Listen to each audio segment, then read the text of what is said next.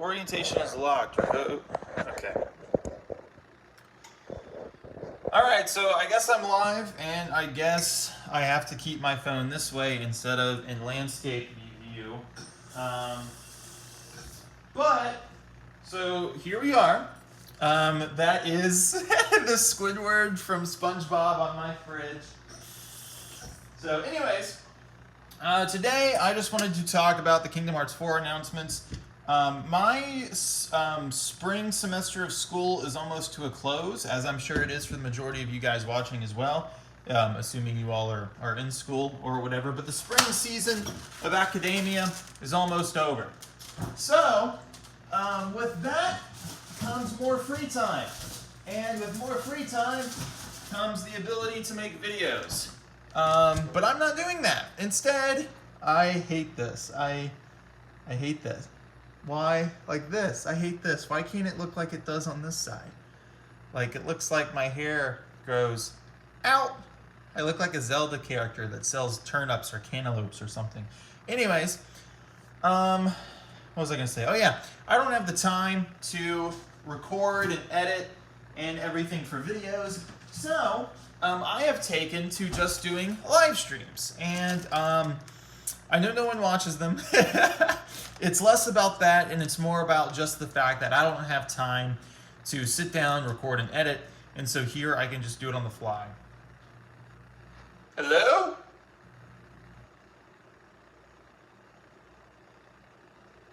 Hello? I thought my housemates were here, but I don't think they are.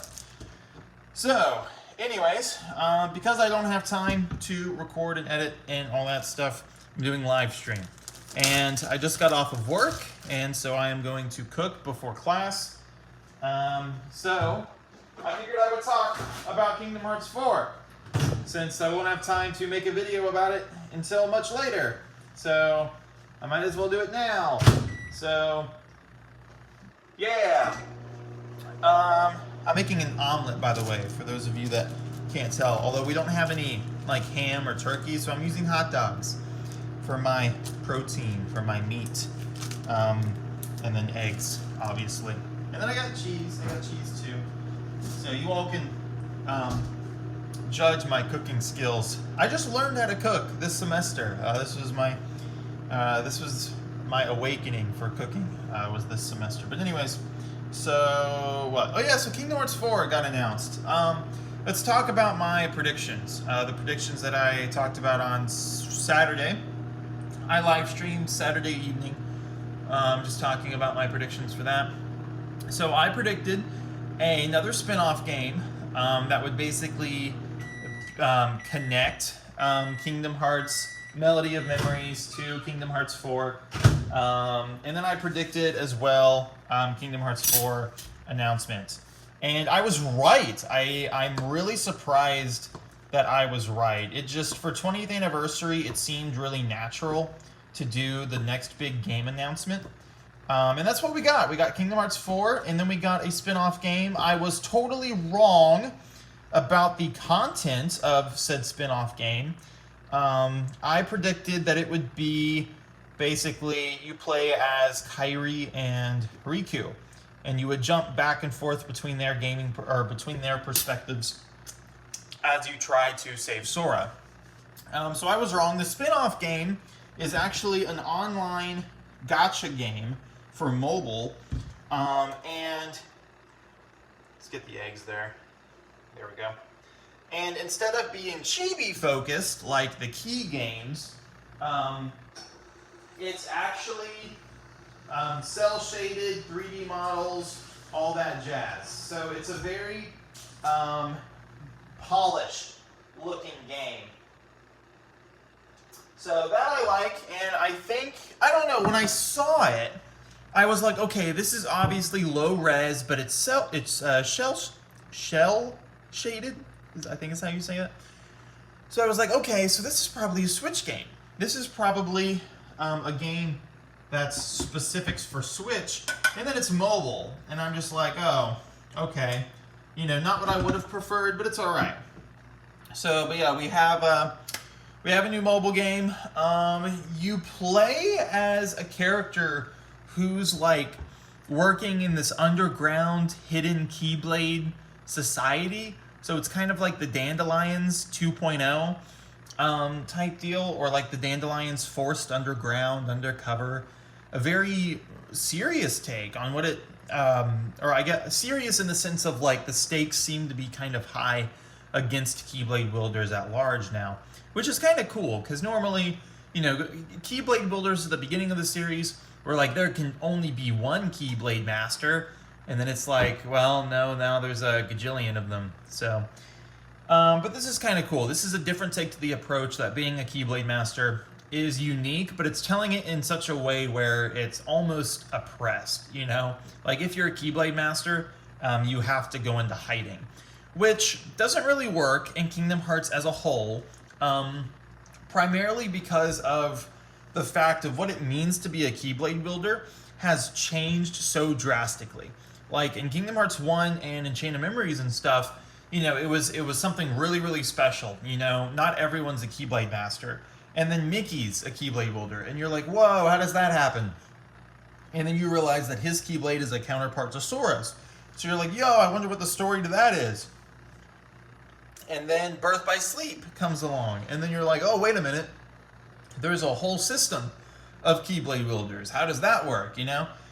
So it's, Nomura is not very consistent. Like I was saying on Saturday, I view Nomura like I do Zack Snyder. A fantastic idea man. Not good translating his ideas to actual like practice type deal. So I think Nomura in the same way. I mean, the dude is an outstanding artist. He's got cool ideas. I just don't think he lands them properly. But that's my hot take as, you know, someone who's not into creative writing or anything like that. But I feel like I have a decent head on my shoulders when it comes to talking about stories. But anyways, yeah, so I haven't even gotten into the whole thing yet. So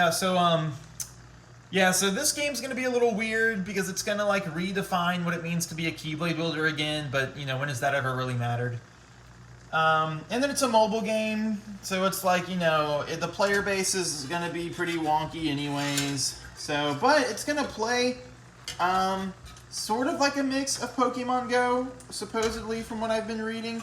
But it's going to have some elements where obviously like you can stay in the house and do your own thing, which is always good because, you know, that's kind of, as much as I like mobile games and like the term mobile game, you know, makes it like, well, yeah, you can take it on the go. Well, normally I'm not on the go unless I have somewhere to be and something to do. So it's just like, normally if I'm out of the house, I'm doing stuff that disables me from having time from playing games.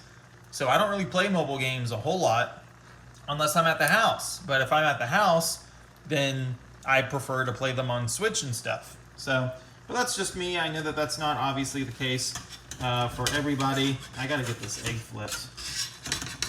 So, but the mobile game does look cool. I really like the shell shading. It looks like that particular style would have been really good for Switch. But so I don't know why they didn't do it. All right, come on, little egg guy. There we go. All right, let's get you flipped.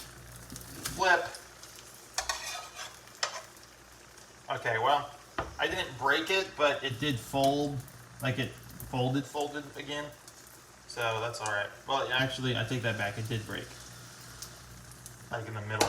But now we're going to add my little hot dog pieces. Well, it's stuck to the bottom again.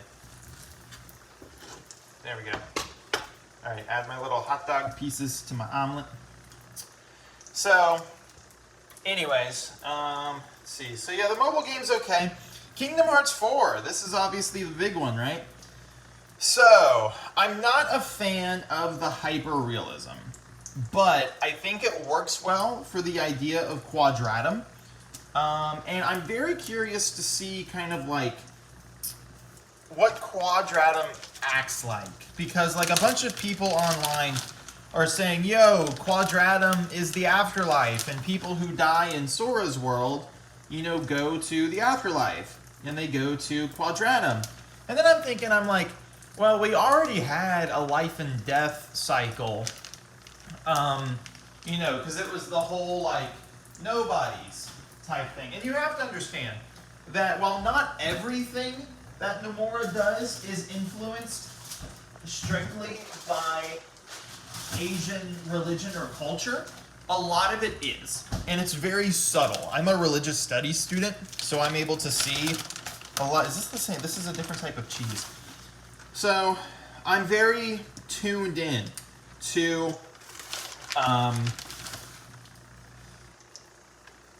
whatchamacallit. I said religious studies. Religious studies and philosophy is kind of like where my interests lie. So that's why I do a bunch of philosophy content, and why I say I'm a philosophy student is because you can't really do religious studies without philosophy.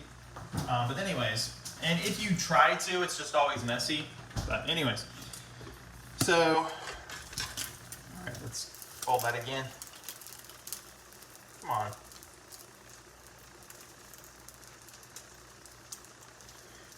There we go. Much better. Much better. Good, good. It's working. So, Kingdom Hearts 4. Yeah, so Quadratum kind of acts as like the afterlife, which is a little weird because we already had an afterlife, life and death cycle with the nobodies and the heartless. But it just is what it is, I guess. So I'm really curious as to how much of Kingdom Hearts' magic system and lore and everything that we know up to this point translates to Quadratum.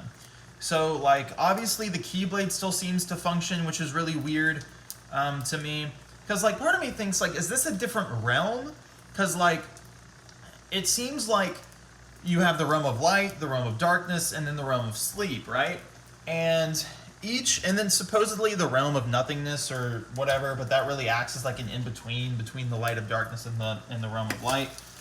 But despite all that, all of these things seem to basically be realms within a single reality. Kind of like how I can hop from here to Pluto or whatever, right? Or like here to another quote-unquote universe. But as far as reality goes, reality you're talking about like change of physics, all this kind of stuff, which I guess is true in like the Disney worlds, but more to an extent, Because like the Disney worlds, at the end of the day, would be like me going from here to Mars type deal. I gotta get a plate. So,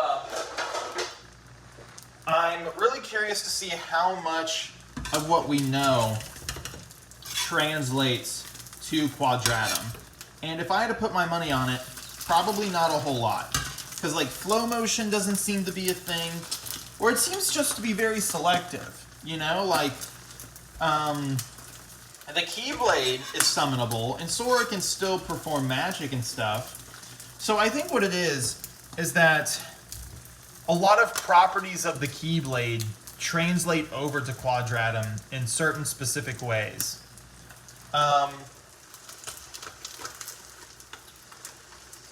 Which makes me think that there's already some sort of like pre-existing magic system in Quadratum, which makes me think of like, Yozora and him and his kind of crew. Like we know that they use magic and whatever. I'm gonna eat a little bit of my hot dog. Nice. We know that they use magic. What else? So, I just presume it's going to work similar to, like, Final Fantasy. How it's magic in kind of, like, a real-life setting. So, as a result, if we're still going to be getting, like, Disney Worlds or, Disney and Final Fantasy-inspired levels and stuff, I feel like we're going to get a decent amount of Final Fantasy. So, but that's the gist of what I've got. I guess today I can go more in depth in like a proper video towards the summer. But then we have TGS this fall, so we might be getting more stuff at TGS, or maybe not. But anyways, guys, I'm going to eat this omelet. So that's my short hot take on the Kingdom Hearts Missing Link and Kingdom Hearts 4 announcements. So thanks for watching. Eventually, see y'all.